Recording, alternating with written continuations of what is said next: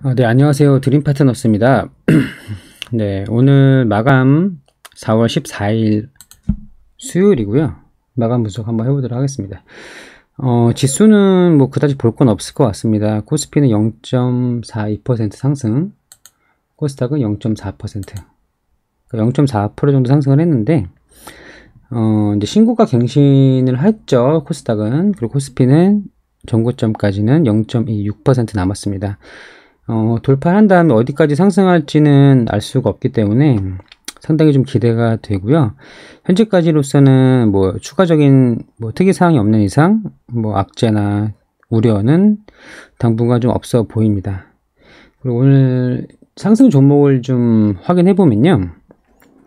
특히 이제 정책 관련된 종목이 많이 올랐습니다. 그러니까 인맥주에서 정책 관련된 종목으로 좀 옮겨 갈 텐데, 인맥주로는 이제 윤석열 관련된 종목 중에서 IOK 상한가 같죠? 그리고 광림 11%, 그리고 쌍방울 이 정도만 올랐고 나머지는 거의 조정을 받았다고 보시면 될 것 같고요. 그리고 정세균 관련주로 이제 한국주강 이 상한가를 갔습니다.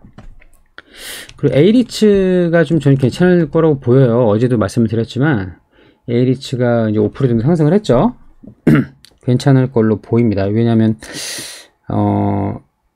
윤석열, 이재명 관련된 종목은 조정을 받고 있기 때문에 그 사이에 좀 추가 상승이 나올 수 있을 거라고 좀 기대가 되고요. 이제 정책주로 좀 이동을 했는데 그 중에서 이제 청년 실업 문제에 대한 언급을 하면서 그러니까 윤석열 전 검찰총장 분께서 청년 실업에 대해서 언급을 했습니다. 그래서 관련된 종목으로 비상교육 상한가 같죠.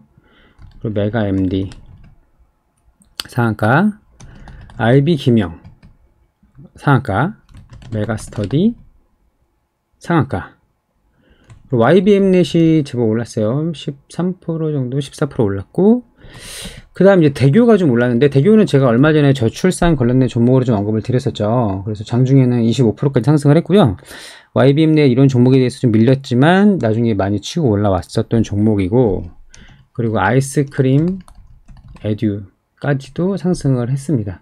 그래서 청년 실업 관련된 종목 중에 교육주가 굉장히 강했던 날이었고요. 이건 오후장까지 계속 이어졌습니다. 추가 상승이 가능할지는 지켜봐야 될 것 같지만 여기서 제가 보기에는 대교 같은 경우는 저출산하고도 좀 연관이 되어 있잖아요. 그 영유아의 교육 관련된 뭐 그 책자라든지 그런 제품들, 그리고 일자리 관련된 종목 중에서 위즈코프가 이제 윤석열 관련된 종목으로 상한가 갔다가 오늘도 연속으로 이어서 상한가를 갔습니다. 그리고 아시아 경제가 좀 상한가를 갔고요. 그리고 제가 언급드렸던 윌비스 종가는 4% 정도 마감을 했지만 장중에는 많이 올랐었어요. 21%까지 올랐는데 저는 이게 아직 끝으로 보이지는 않습니다. 그래서 윌비스가 좋은 움직임을 보였다가 밀렸지만 추가 상승 가능성이 있어 보입니다.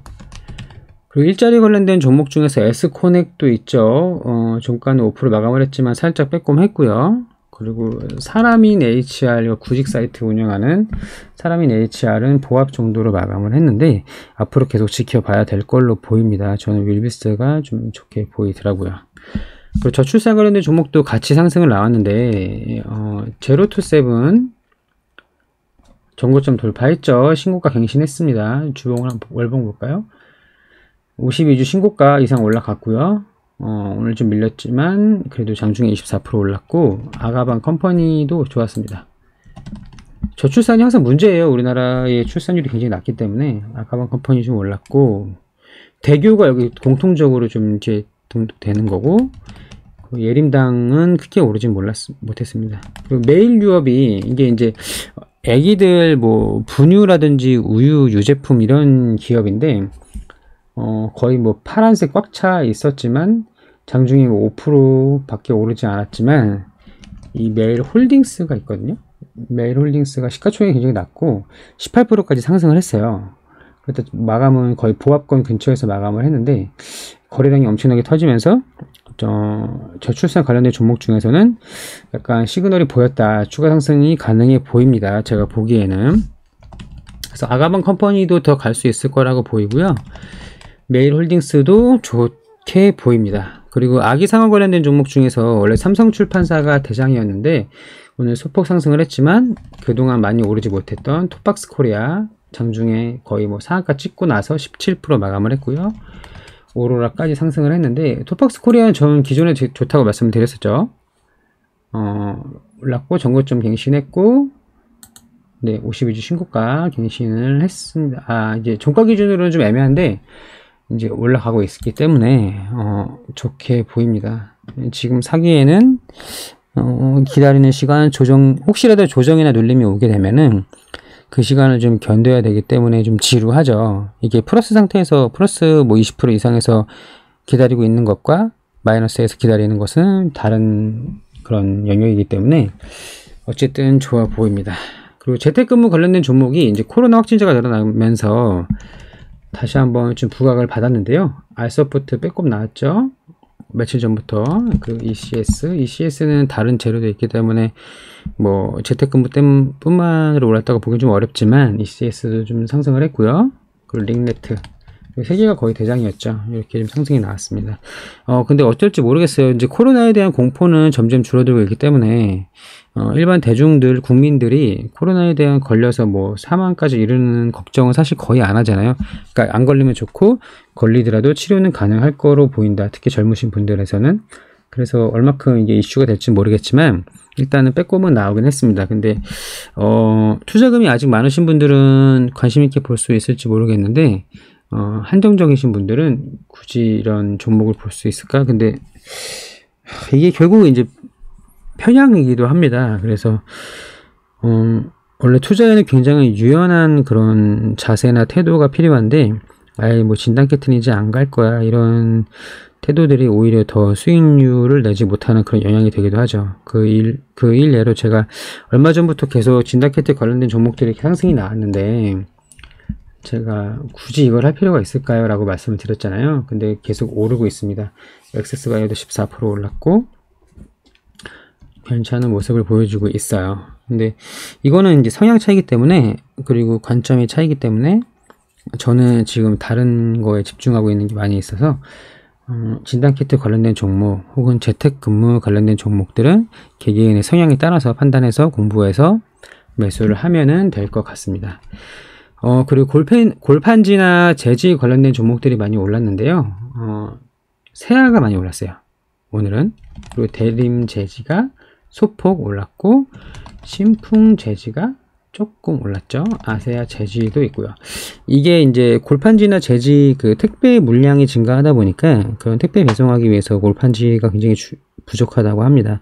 우체국을 가더라도 그 택배 박스가 굉장히 부족한 상황이 왔다고 하는데 이건 비단 이번 달이 아니죠. 사실 지난달 말부터 거의 뭐 11월, 12월부터 계속 언급이 됐던 부분이고 관련된 재지 관련된 기업들의 컨센서스가 굉장히 높게 나왔던 건 사실이에요. 그게 진작에부터 나왔는데 예를 들어 삼보판지 같은 경우 이제 시가총액이 2천억대인데 영업이익이 400억이 넘게 나오잖아요.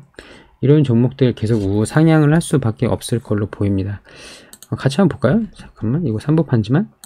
저는 기존부터 굉장히 좋게 봤던 종목인데 이게 그 테마주에 대한 그런 이미지, 쉽게 말해서 끼가 이렇게 있지는 않았어요. 실적이 좋고 우직하게 가는 종목의 느낌이 강했기 때문에 시가총액이 2,555억인데 2020년 영업이익이 469억이란 말이죠. 그리고 향후엔 더 늘어날 것으로 보인다. 왜냐하면 포스트 코로나 시대 이후에는 온라인 쇼핑이나 온라인 배송 이런 것들에 대한 그 수요가 늘어나면서 계속 골판지는 수요가 많이 필요할 것이다. 그래서 사실 이거 PER로 보면은 거의 6배가 안 되거든요. 5배가 좀 넘는 수준인데 5배에서 5.5배 정도? 굉장히 저평가예요. 지금도 이게 많이 올랐다고 보이실 수도 있는데 이게 이제 단순히 차트만 보고서 접근하시면은 어떨지 모르겠으나 영업이익 대비해서는 아직도 저평가입니다. 성장하는 산업일지 모르겠어요.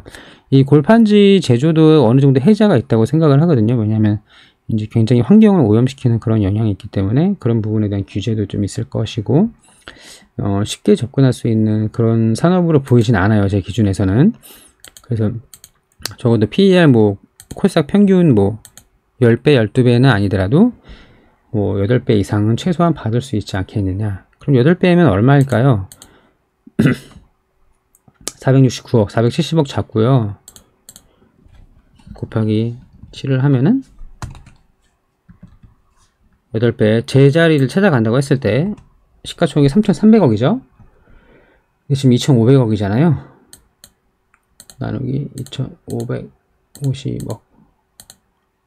거의 30% 정도의 상승할 여력이 있다고 보입니다. 물론 더 많이 갈 수도 있겠죠. 그 삼보판지는 예를 든 거고, 이런 식으로 골판지나 제지 업종에서 굉장히 저평가인 기업들이 많이 있고요. 오늘 세아가 오른 것이 그 상승의 신호탄을 쏘아 올린 것이 아닐지라는 관심을 계속 두고 보셔야 됩니다. 30%가 적은 수치는 아니잖아요. 그래서 지금 시장 트렌드가 이런 쪽으로 갔기 때문에 매수를 해서 하다못해 10% 20%라도 짧은 기간에 수익을 낼 수 있다면 계좌는 더 늘어나게 될 수가 있겠죠. 네, 그리고 진단키트 관련된 종목 중에서 DNA 링크가 오늘 15% 정도 엄청나게 올랐다가 조정받고 15% 정도 상승을 했고요.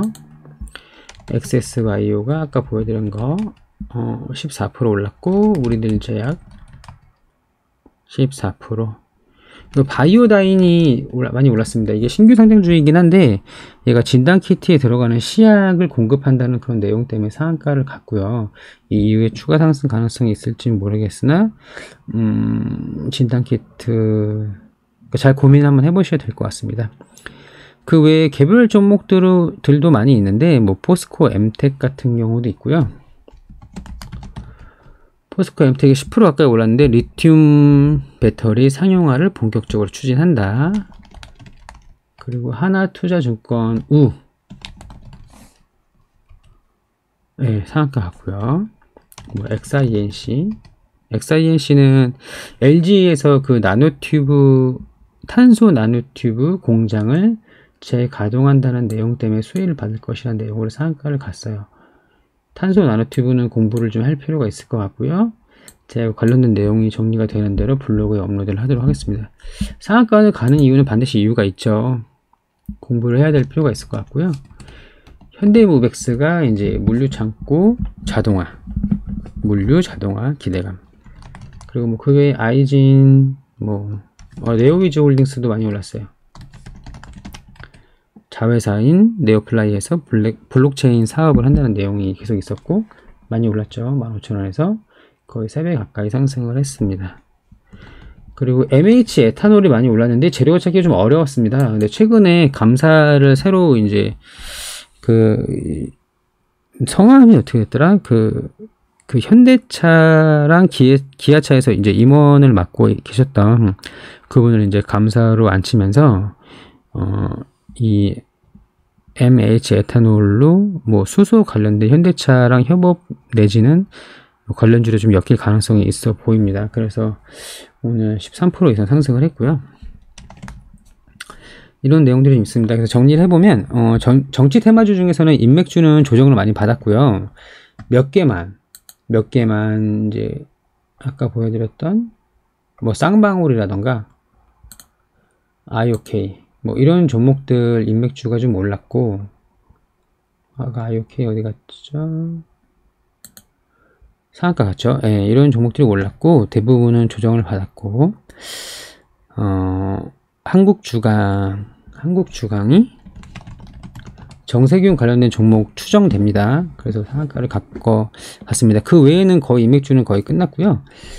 추가 나중에 오를 수도 있을지 모르겠지만 일단은 정책주로 많이 올랐습니다. 그래서 저는 관심 있게 보고 있는 거는 인맥주에서는 A리츠, 어제부터 그제부터 전부터 말씀을 드렸던 거, 이거 좀 좋게 보고 있고요. 정책주로 이제 청년 실업 관련된 교육주, 일자리 관련된 종목 좋게 보입니다. 그리고 또 마감을 뭐 저출산도 좋고요.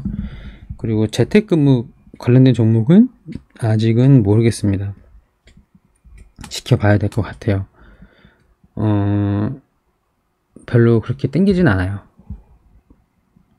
그리고 차라리 제지 업종이나 골판지 업종이 더 좋을 걸로 보이고요. 그리고 코로나 치료제 그 기업들의 기대감이 상당합니다. 예를 들어서 셀리드 같은 경우도 거의 2배 가까이 올랐고, 그리고 진원생명과학도 많이 올랐어요. 그 뒤를 잇는 게 뭐 제넥시는 어떤가요? 제넥시는 뭐 많이 오르지나 자 볼까요? 예, 뭐 10%, 뭐 10몇 프로 이렇게 올랐는데 그 다음에도 후보 중에 하나가 이제 대웅이랑 대웅 제약이 있거든요. 니클로사마이드를 이제 원료로 활용을 해서 코로나 치료제를 만든다는 내용이고 과거에 굉장히 많이 상승을 했다가 우하향을 하다가 다시 한번 반등을 하는 그런 모습. 셀리드로 따지면은 제 느낌으로는 약간 이 정도 느낌? 이 정도 느낌이에요. 근데 물론 재료가 다르기 때문에 똑같다고 볼 수는 없지만 대웅이 이제 변이 코로나에도 효과가 있다는 그런 내용이 있었고 이상 관련된 이슈가 있기 때문에 오늘 빼꼼 나왔지만 저는 추가 상승이 가능성이 있다고 보입니다. 그래서 굳이 저는 이제 진단키트나 백신보다는 왜냐하면 진단키트는 이미 많이 수급을 받기도 했었고 이미 충분히 보건소를 통해서 진단을 할 수 있기 때문에 그 부분 제외하고 백신도 뭐 아스트라제네카도 있지만 그 러시아 백신 스푸트니크 V도 있고 뭐 그 외에 화이자 모더나 이런 내용도 있는데 굳이 백신을 보기보다는 치료제 쪽으로 집중을 하는 게 더 나을 것 같습니다. 왜냐면 아직 치료제가 없잖아요. 코로나 치료제가 아직 뭐 셀트리온도 있고 국내에는 뭐 몇 가지 있지만 아직 정확하게 나온 게 없기 때문에 오히려 진단키트나 백신보다는 치료제에 집중을 하는 게 더 나을 것 같습니다. 그래서 대웅이나 대웅제약을 좀 관심 있게 보고 있어요. 매수 추천 아닌 거 알고 계시죠? 같이 공부하자는 느낌이고 대웅이나 대웅제약이 다시 한번 크게 상승을 해서 셀리드는 과거에 부각을 받지 못했으나 신고가를 갱신했는데 대웅은 어떻게 움직일 수 있을지 좀 주목을 해서 볼 필요가 있을 것 같습니다. 이렇게 해서 오늘 이제 수요일장 마감을 해보고요. 저는 이제 내일 목요일 다시 한번 마감 분석으로 돌아오도록 하겠습니다. 감사합니다.